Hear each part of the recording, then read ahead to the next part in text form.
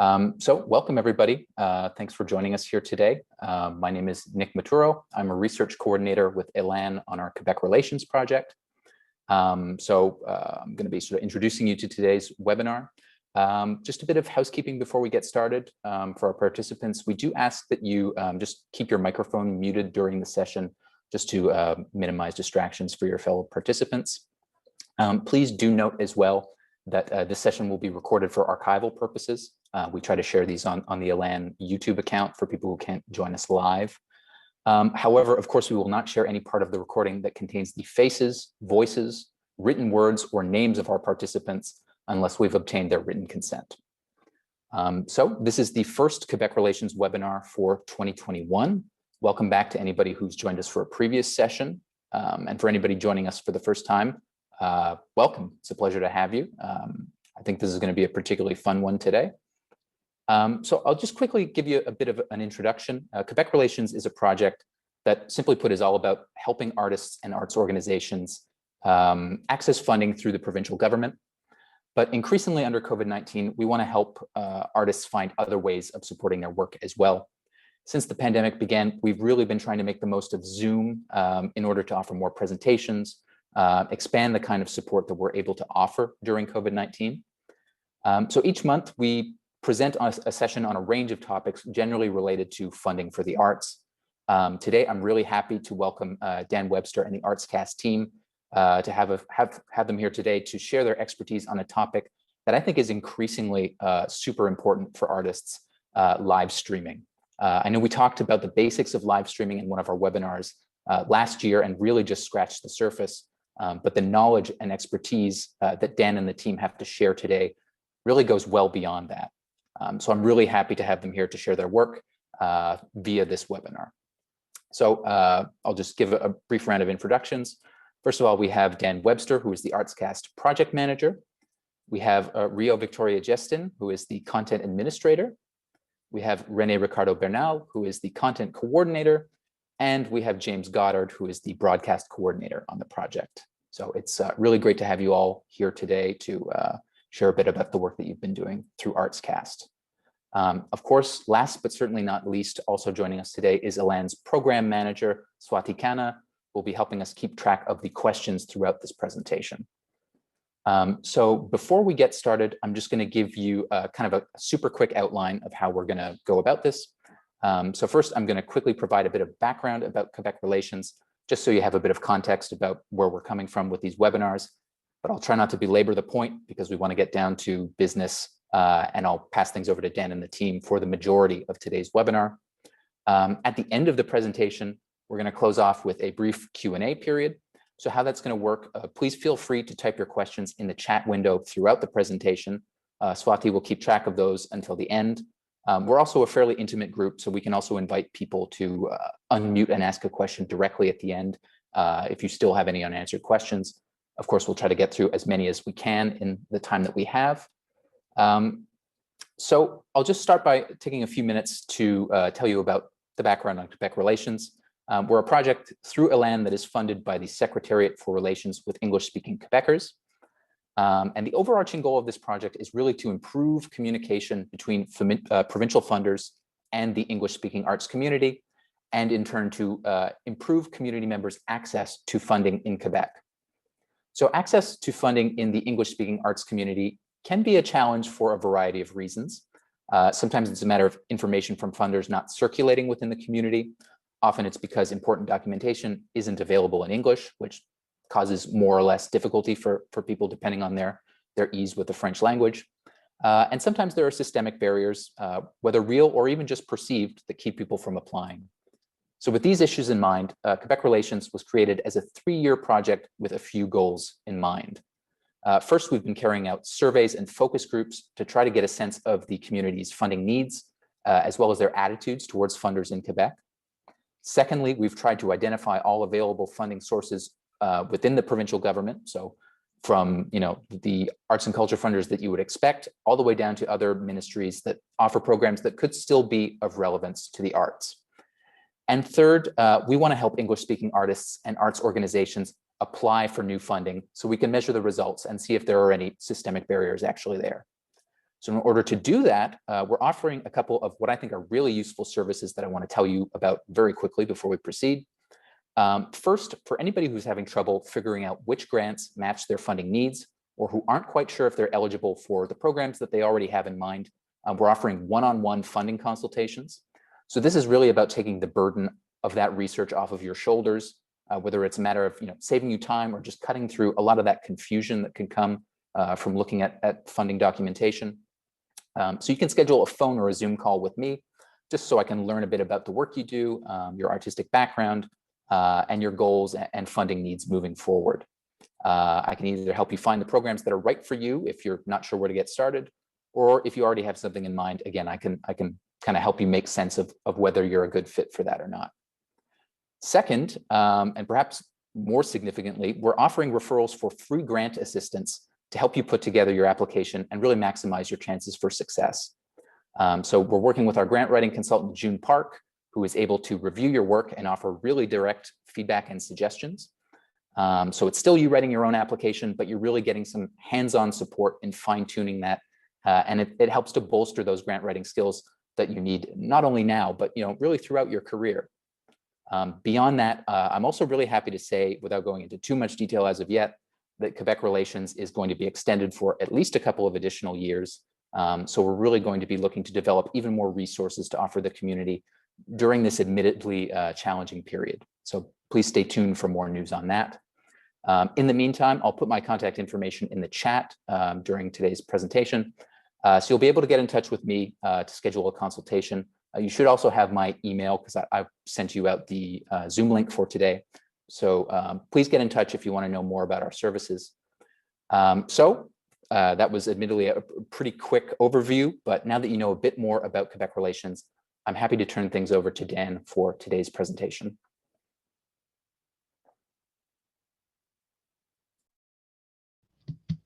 Okay, thanks, Nick.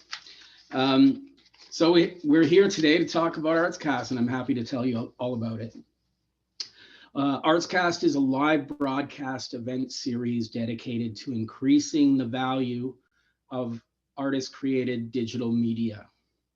So ELAN, the English Language Arts Network, has graciously supported the project in the form of the live broadcast series. Artscast is engaging with artists and venues and the supporting ecosystem to bring high quality live broadcasts to audiences eventually worldwide. We hope you will join us in helping revalue digital media. And with your support, it can happen. So Artscast has evolved from the Arts to You initiative. It began as a way for artists to achieve increased findability and discoverability of digital products. We began including the live broadcast events in the Arts to You listings in July of 2020. And from that, we devised over the spring and summer last year as a response to COVID, an in-depth program to increase the value of broadcasts. The Artscast pilot project happened in August and September of 2020, and we worked with a bunch of different venues and many artists and across many arts disciplines. So you're going to show that Artscast slide, Nick. There you go. That's just a bunch of the different events that we had for Artscast, and the project has been continuing. We got a bit sidelined towards November when everything got locked down again and all the venues were not able to have people inside. Artscast used a range of streaming technologies, and we really wanted to address the disruption of people not being able to perform live. We saw that artists would benefit from a study and some reporting and a gathering of lessons learned. Artists and producers have been quickly adapting to the new reality. Live stream options need to be put into context for Quebec producers. We also sought to learn how the audiences were going to respond to the new show format. Generally, the problem has been that independent broadcasts are inconsistent in terms of quality. It's difficult to get an audience to pay for streams. And there's also a problem with saturation in the market and general fatigue of attending online events. Production quality is key to what we can do to increase the value of live streams. If we can pass along these best practices, we can help artists improve production and help deliver professional streams and help to build centers of knowledge regionally through the venues and the art support ecosystem. So as a solution, we're going to recommend various platforms and technologies. Artscast undertook the testing, and now we are sharing all this knowledge, and we have learned a lot via the productions in venues, and we're sharing that back now to the artists in the ELAN constituency.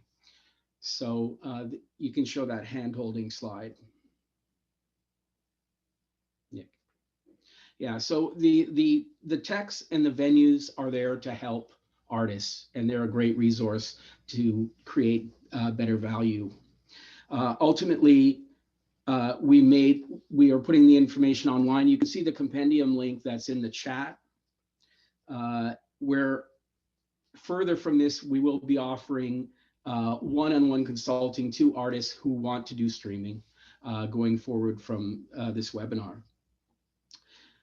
We also encourage artists to connect with the technicians and the venues to produce their events, and all those venues who have worked with us at Artscast are very happy to share in what they've learned.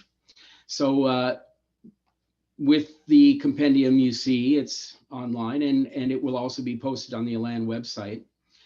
We also want to look forward toward the future where events are accessible in the future, and we can offer live streams to people who may not be able to attend the shows in the real world, and also point to the possibility that live streams may become a secondary and lasting venue or lasting revenue for source for artists. So we're going to show a little reel of a bunch of clips of the shows we produced, and then I'm going to talk a little bit more about what you need to do. So you can run that video, Nick.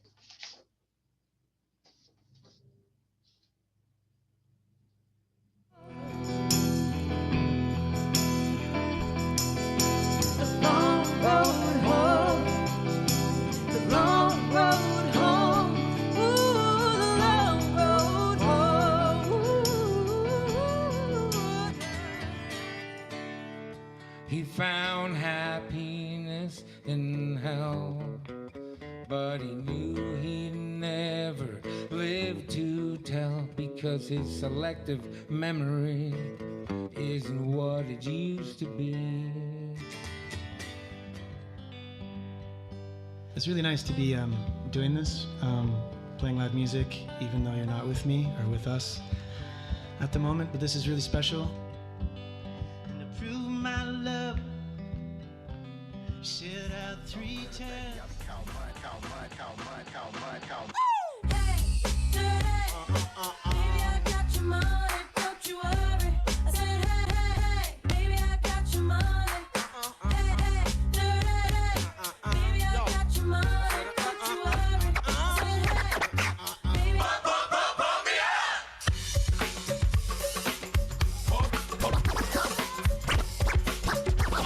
Of steel. Pump it up. DJ Stabio.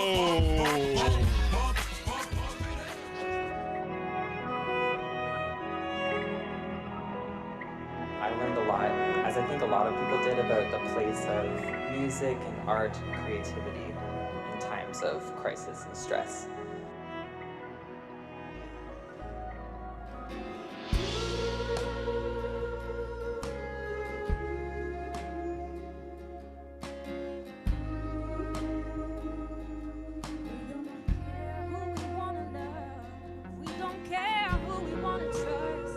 We don't care who we wanna love.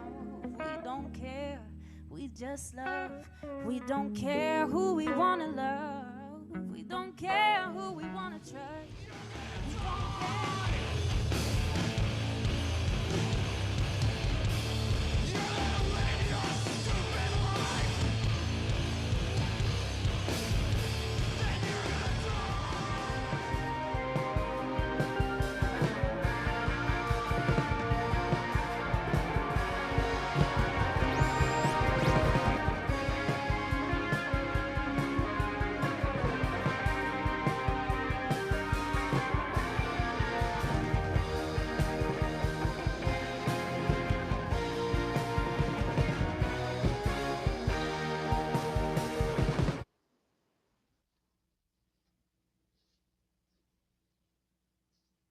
Okay, thanks very much. And as you can see, it's a good range of events there.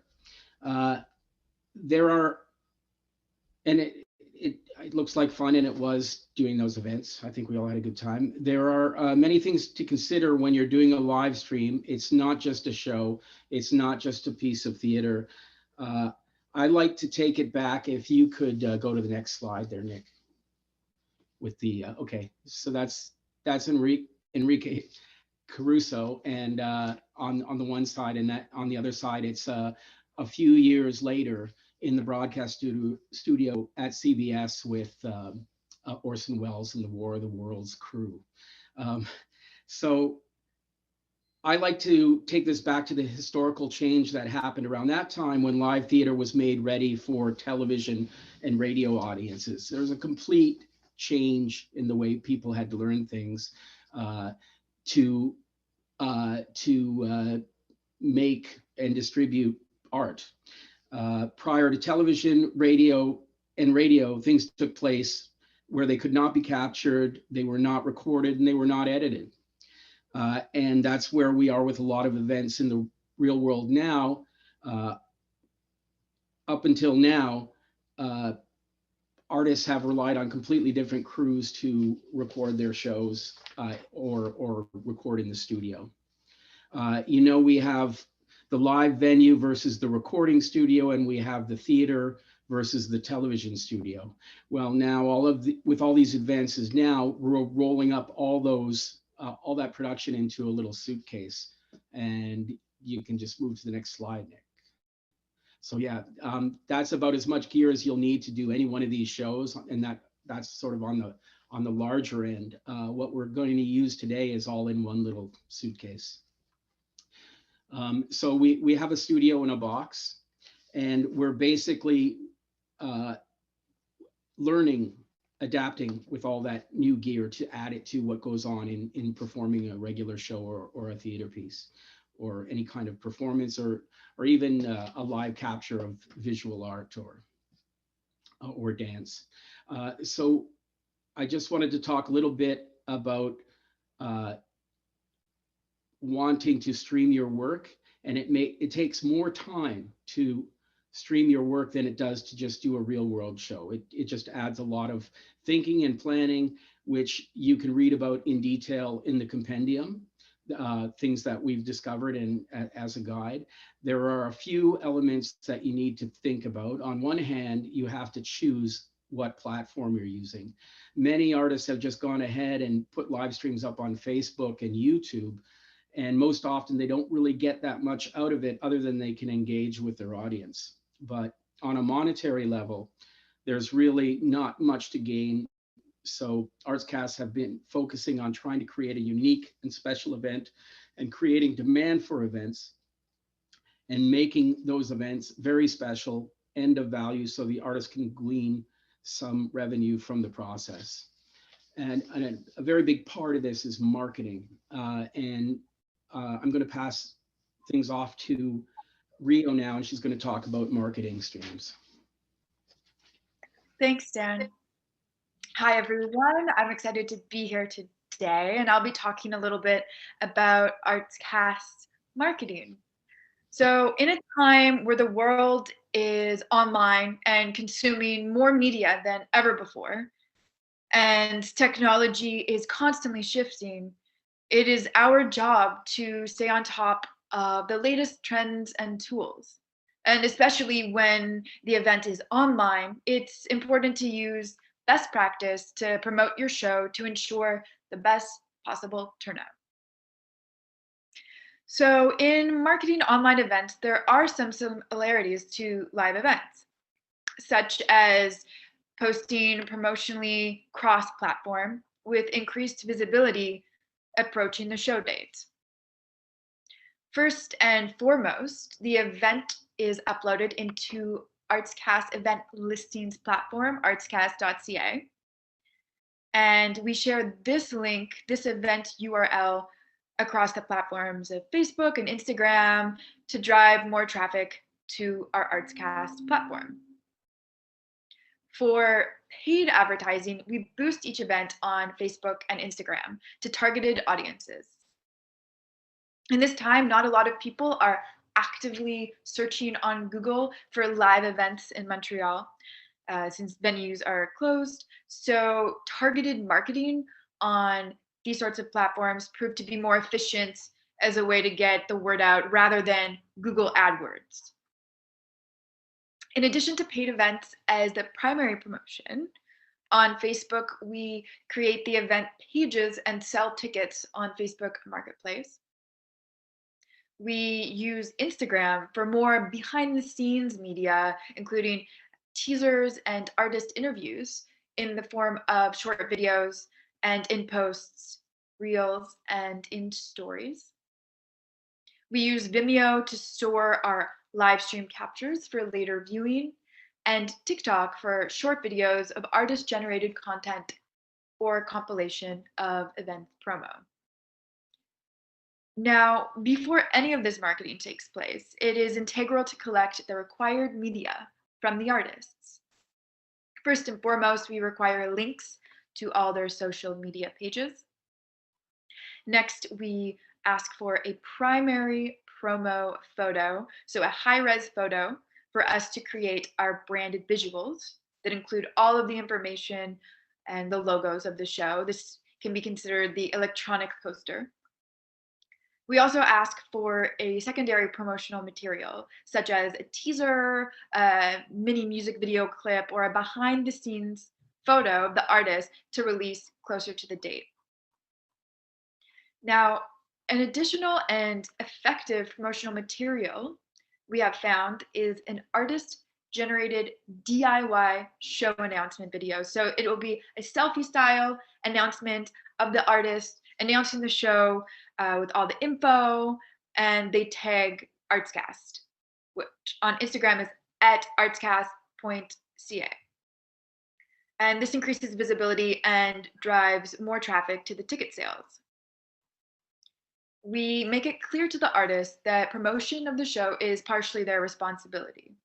Where Artscast creates the event with cross-platform paid advertising, it is still up to the artist to post and share events to their followers. Now, fast forward to the actual event, the marketing starts with behind-the-scenes media of the load-in and the sound check on the day of. Usually what happens is the band will post media, tag us, then we will repost that. So there's a lot of crossover back and forth here. Now, 5 to 10 minutes before the show, we do a pre-show live countdown. This is my favorite part. Platforms such as Facebook, Instagram, and Twitch will notify your online followers when you go live. So especially when streaming on a different platform, it's good to prepare a short segment to go live on one of these platforms so that your online followers will receive a notification and can be directed to the stream location. During the show, chat moderation offers the opportunity to communicate intimately with the viewer of the broadcast. This feature is present in most ticketing platforms. Of course, the moderator will have a script guide prepared in advance. This live document script can be easily modified, copy and pasted into the live chat. The script structure should start by welcoming the audience members, assuring them the show is about to begin, encouraging them to get comfortable and settle in, making sure they understand how to use the chat. So the job of the moderator is to respond to any audience requests for more information or respond to comments. And of course, the moderator announces the presenters, secondary performance, and the production itself. Here you can also share links to artist pages and products and inform engaged fan bases of the future events and releases of the artist.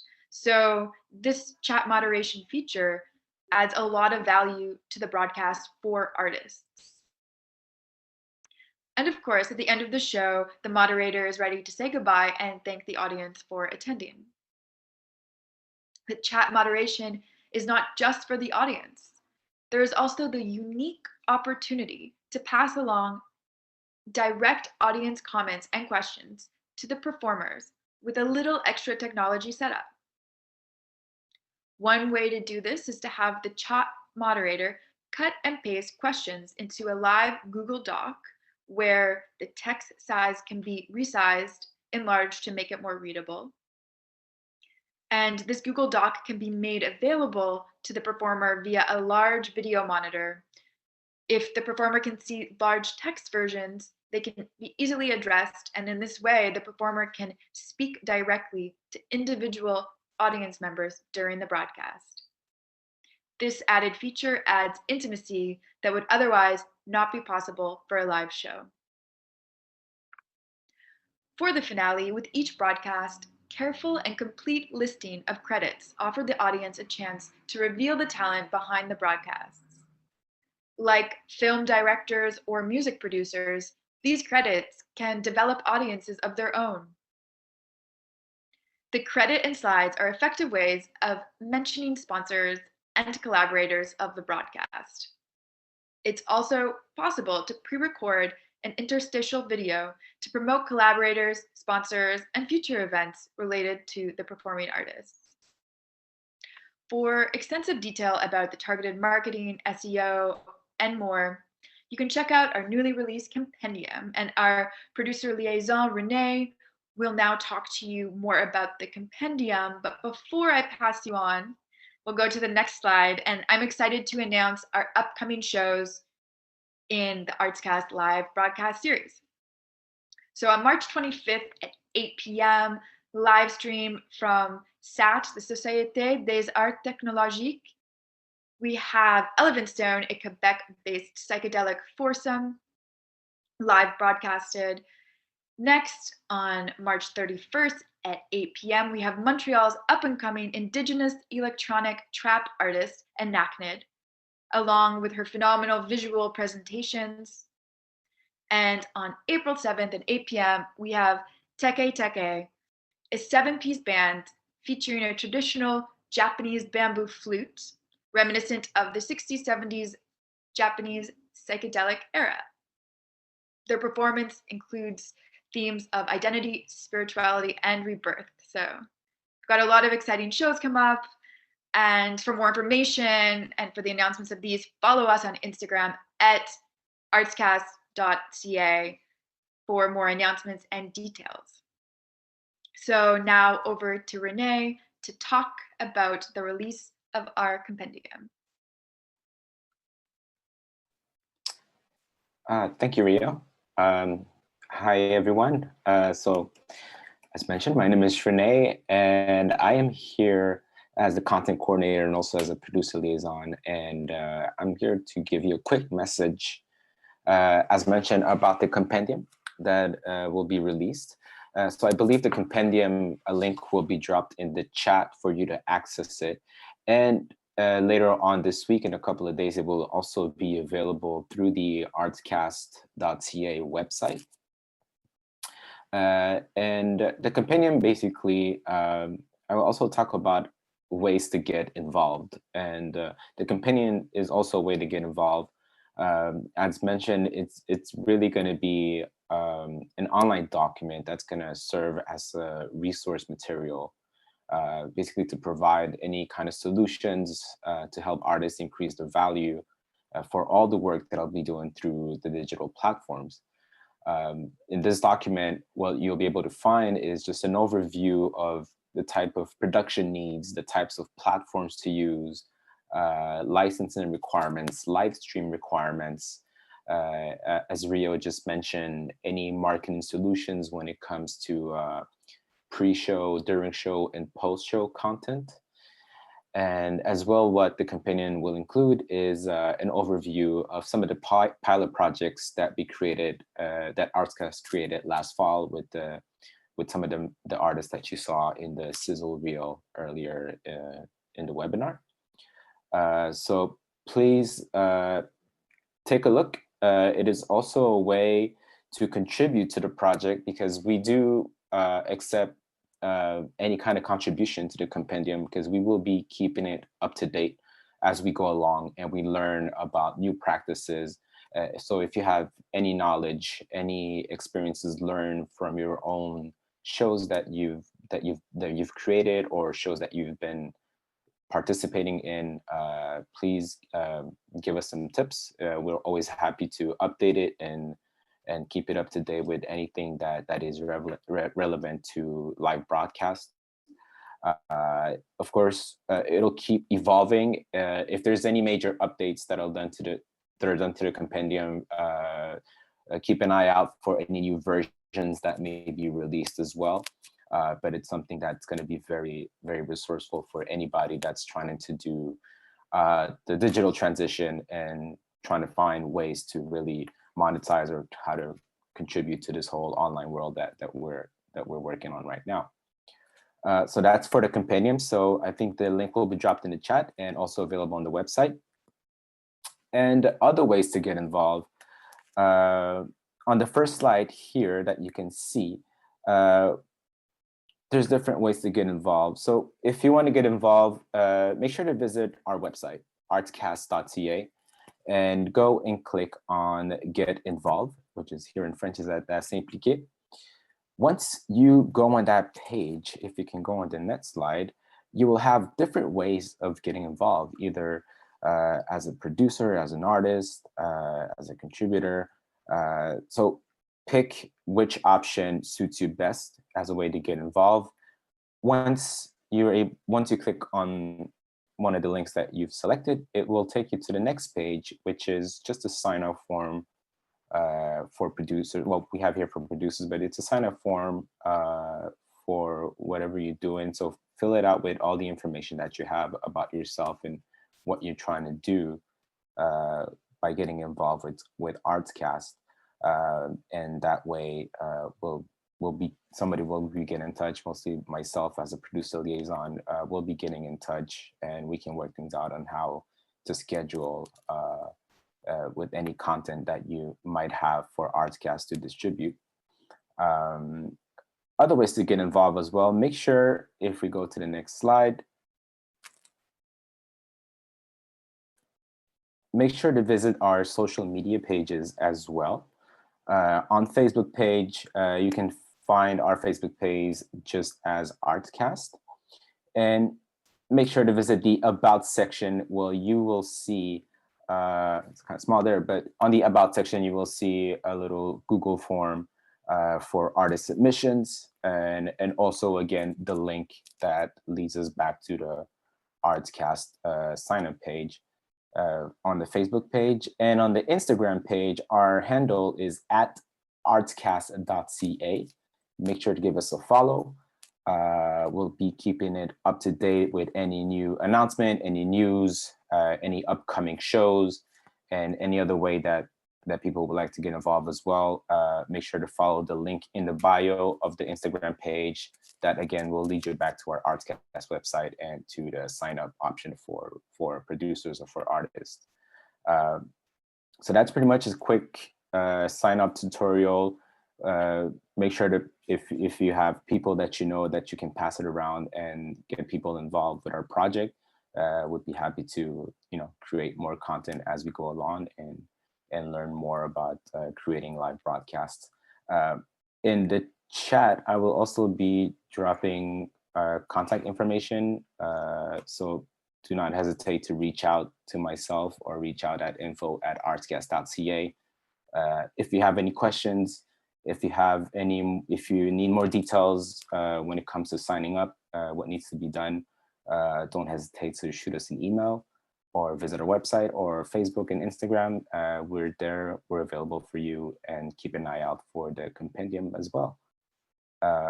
So that is it for the little sign up tutorial and ways to get involved. I will now pass along the mic to James, who will take you to a tutorial of plugging in your system for a live broadcast. Thank you.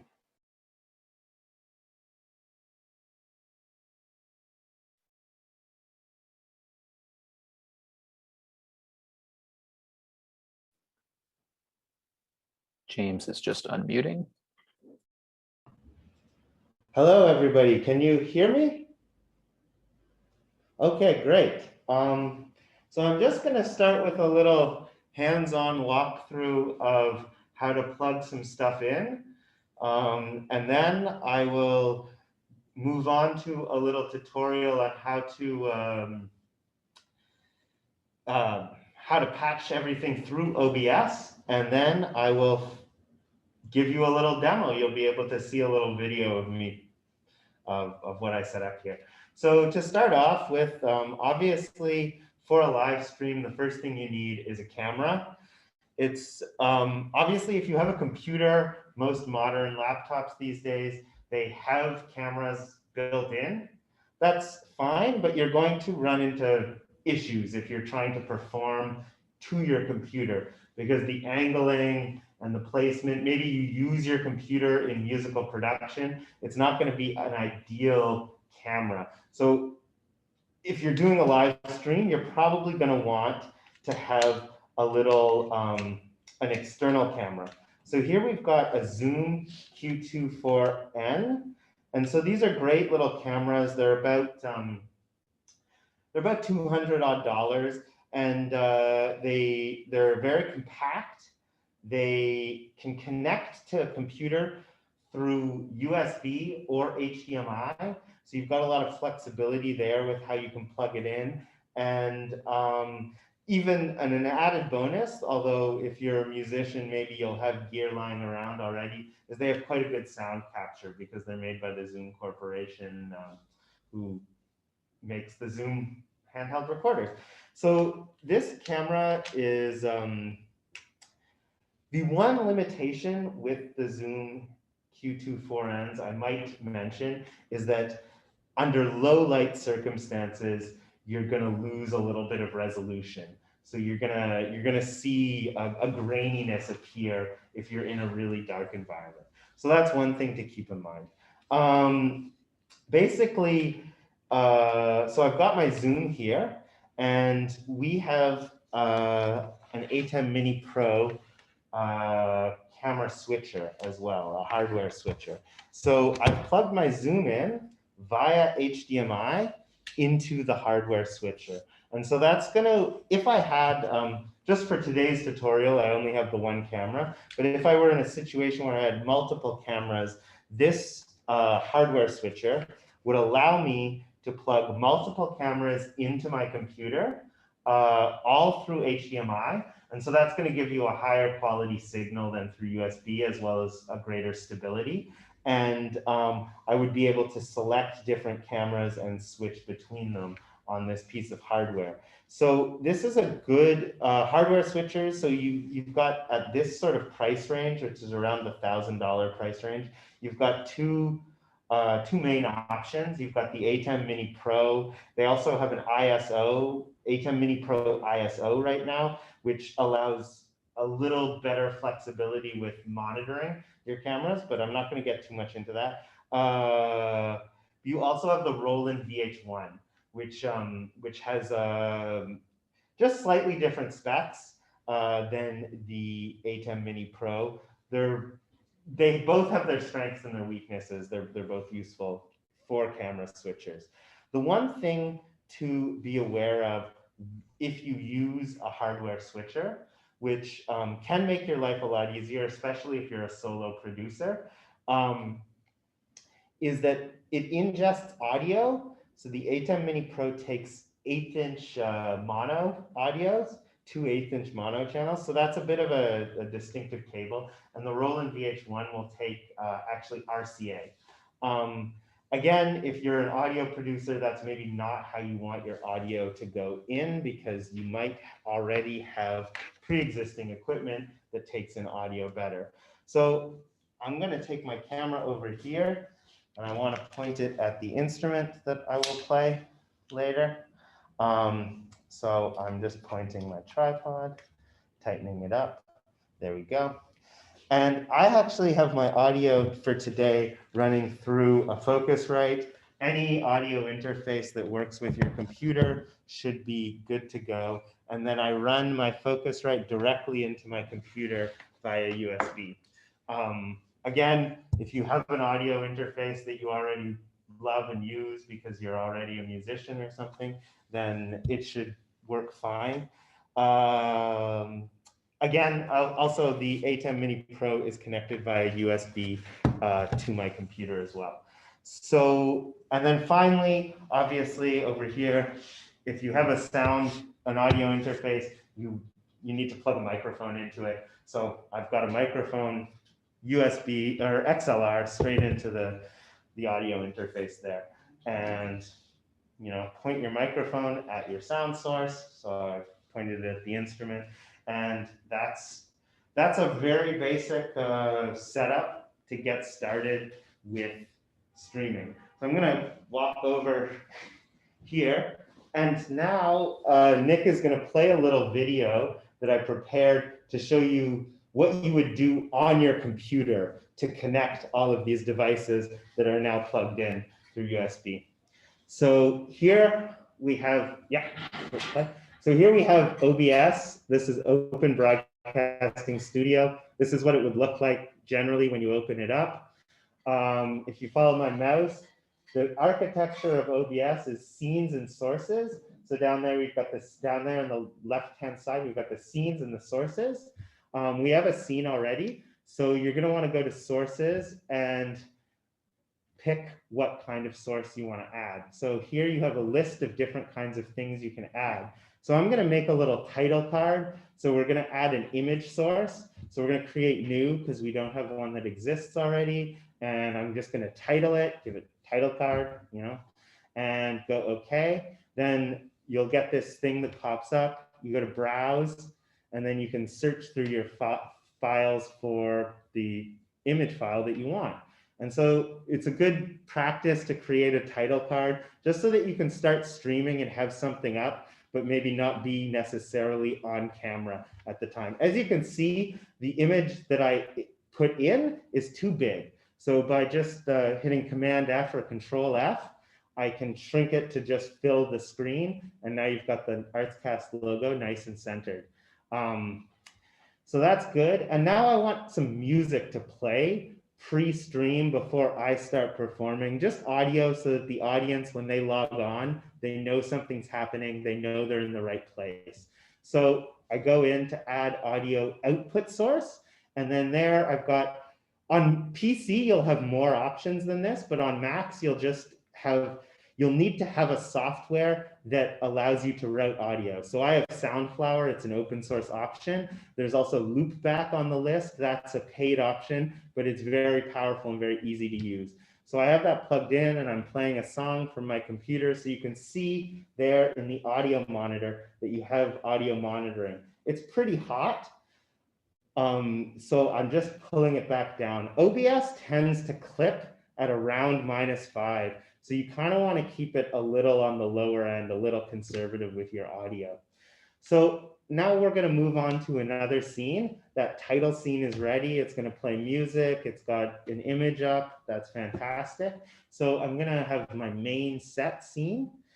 And here, so we're in a new scene now.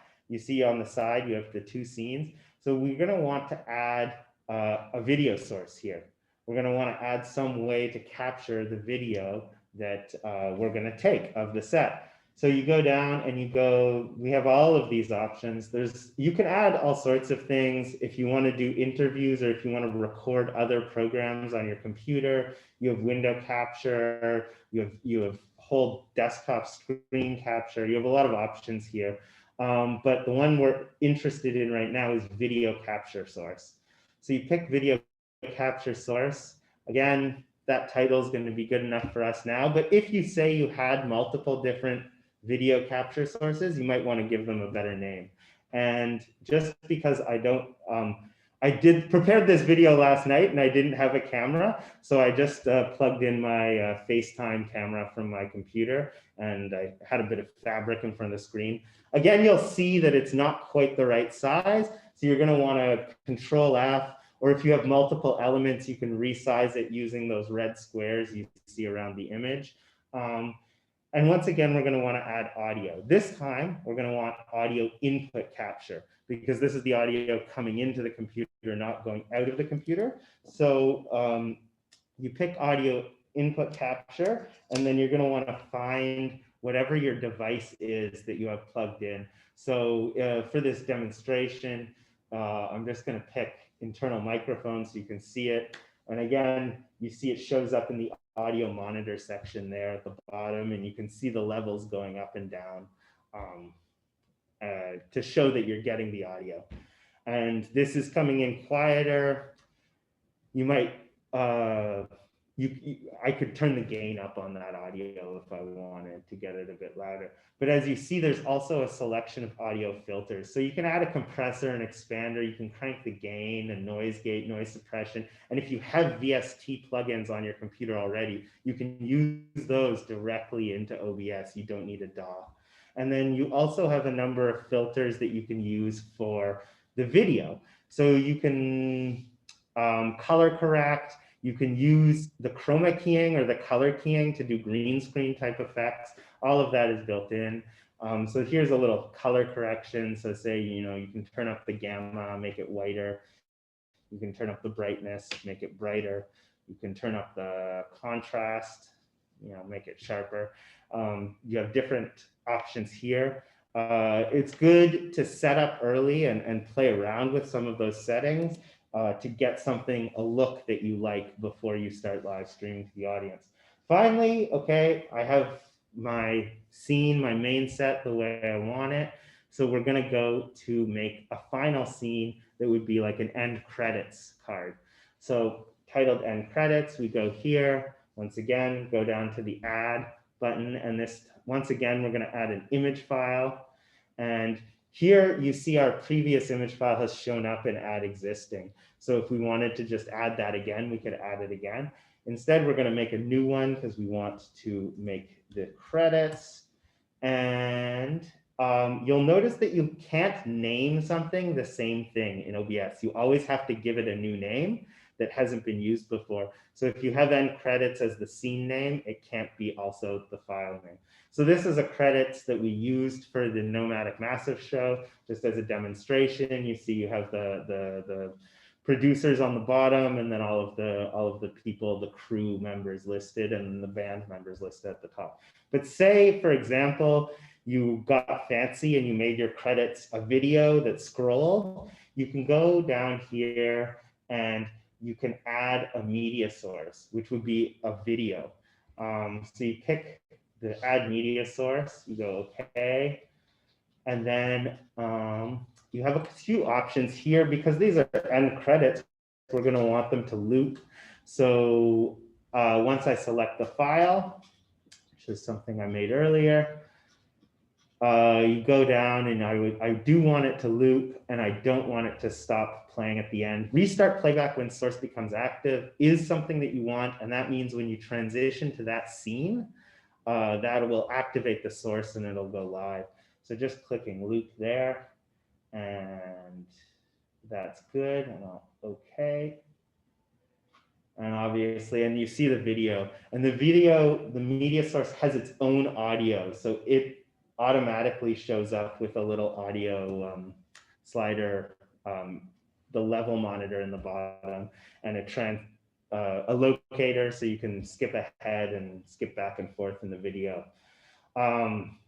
You can also add filters to videos. So the same, once again, you can add your green screening filters. You can do some color correction or other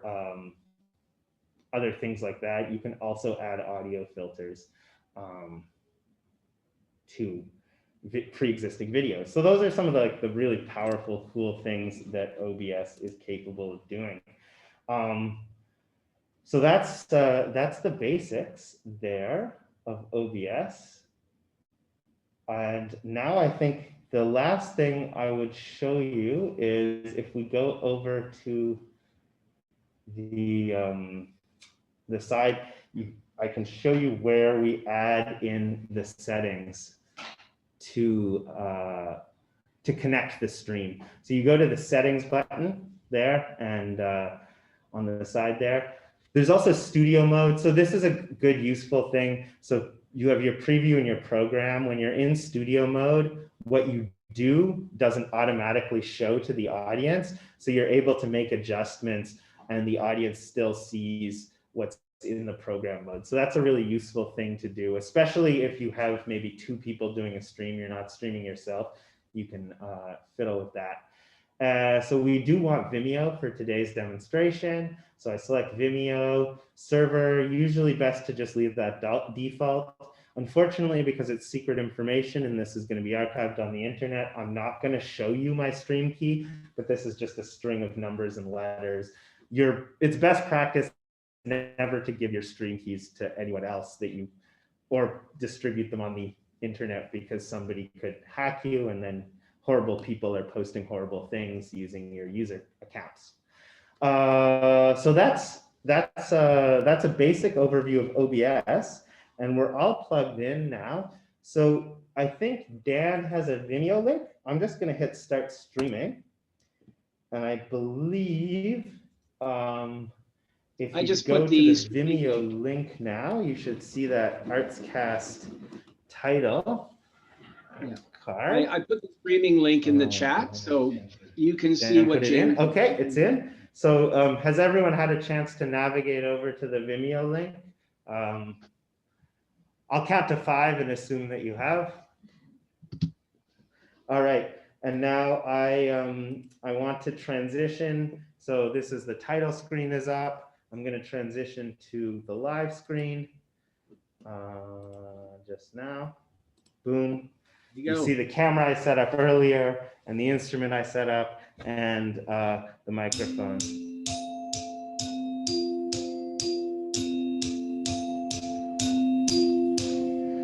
So that's my wonderful performance today on the vibraphone.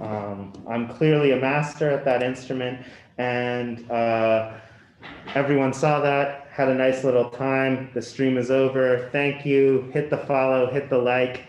And I'm going to transition now to the end credits screen.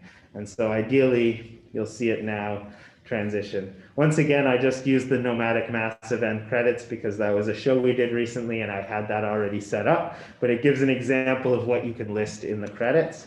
And that's good. And now all I do is hit stop streaming. And it should stop streaming. And that's a really quick overview of the very basics, how to set something up, both equipment-wise, hardware-wise, and on the computer end. And I guess there'll be time for questions after. Well, thanks very much, James. And as I said, I did put that streaming link in the chat, so I hope you had a chance to see it. I think you can replay it. Yeah, right. Well, there is a little bit of a lag right now because on my screen, I have the credits still up. But of course, we'll save this so you can go back to it. Okay, so that's what James has set up there is one way to set up a live stream, relatively simplistic, as you can see. All of that gear fits inside of a couple bags. But it's a pro setup. And another kind of setup, you can look at if you look in the compendium, this slide that you're seeing now is from the compendium, and that's a shot of what the setup was at the Wheel Club. So we made notes of every setup we used and all the gear that was used. And you'll see that there are many different components that can be used and many different connectors. And each club had their own or venue had their own way of doing things. And we also put together a little remote kit that we could carry around with us. And that's a lot of really good information if you're trying to build your system. And a good part of the compendium has been put together where James has done a lot of research on each of these setups, and we've made some recommendations for people on different levels: a basic setup, a pro setup, and then a premium setup. And I think that's very good information. And as Renee said, we'll be updating that information as we go along and adding more stuff and more information on different venues. And this should really, I think it's going to help local artists a lot. So just to recap, I'm going to just say that Artscast is a live broadcast series that's being funded by ELAN, and Quebec relations as well. And we are engaging with artists and venues and the support system to bring high quality broadcasts and to help local artists achieve high quality broadcasting and better value for broadcasts. And we get involved and produce with an artistic approach. Each event is coordinated with the artist crew, the artist technicians, the venue technicians to produce high quality presentation and capturing the artist identity, as well as visual artifacts related to the theme of the performance and sometimes from the venue. And documentation of all the events that we do is shared back to the artists to provide an ongoing knowledge base and a growing knowledge base for broadcasting endeavors. So the broader scope of what we're doing at Artscast is Artscast really helped us continue to aggregate metadata from events, which is important to providing another resource for artists, which is the resource of owning their own data and knowing more about their audiences without going through intermediaries like Facebook and Google. Facebook and Google are great to spread the word, but in terms of owning your data and being beholden to them, we want to get away from that, and the Artscast project is all about that. So more widely, Artscast is a digital solutions project which aggregates arts and culture event listings, and information about events are compiled into a structured database and then fed to the media and also directly to audiences. And this saves producers a lot of time, and it bypasses those market intermediaries, as I mentioned. So this provides, in the long term, a resource for artists and producers to own their arts-related data that they have created. And will eventually achieve less reliance on the big companies like Facebook and Google. So I think that's I think we've given a kind of comprehensive overview of what we're doing with Artscast and where we are with the live broadcasting system. Rio mentioned the upcoming shows that we have. We're going to continue to produce shows and add knowledge to the compendium. And we're also going to be available to Quebec artists to do one-on-one consultations regarding live streaming in the coming months. Our next project is called the Community Access Project, and we have another, we have a good part of that that's going to be related to one-on-one consulting. So that's pretty much everything, and thanks everybody. And now we're available for some questions, and I think Swati's going to forward those questions or pull them up if they're there. So thanks everybody.